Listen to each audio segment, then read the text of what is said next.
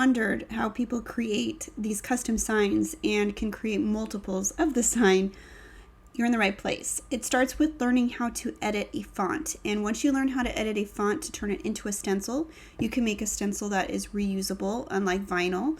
And you can also use any kind of color combinations involving paint. And it's a great way to make your own custom signs. So to get started, I have an example here of a stencil that I have already created, but you can see my cut lines in there. And so we're going to kind of replicate this and show you how I did it. So first you're going to go to your text and open that up and go ahead and find a font of your choice. You can choose anything. I'm just going to choose something very simple for this that's quick and easy to find. So I'm just going to type in the same thing here, the Golden State. And once you're done typing it up, go ahead and make it a little bit bigger so it's easier to work with.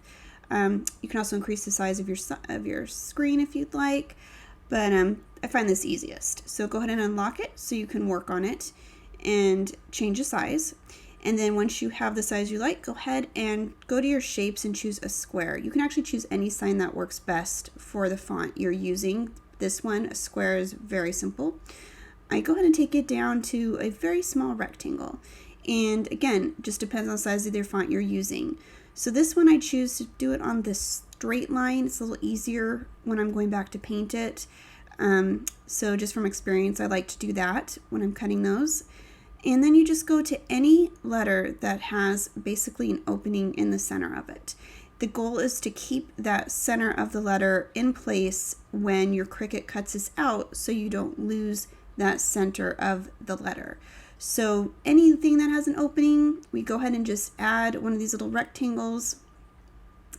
And then once you're done doing that, go ahead and select, shift select all the way down till you get all of your cuts.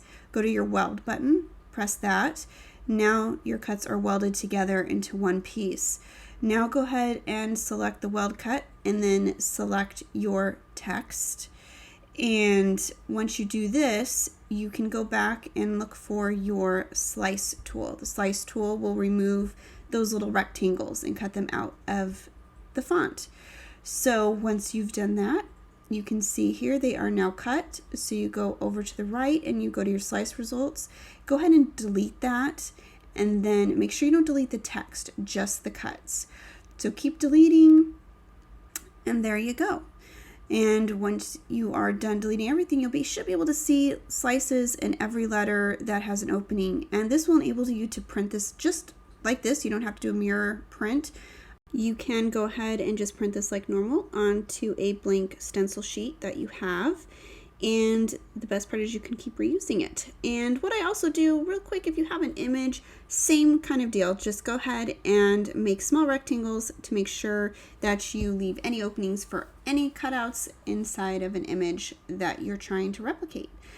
So that's it. It's pretty simple to do. Hope you guys found it as simple as I do to turn any font into a stencil font that you can use and get creative and make your own signs, creations, whatever. But hope it helped, and you guys have a good time making these.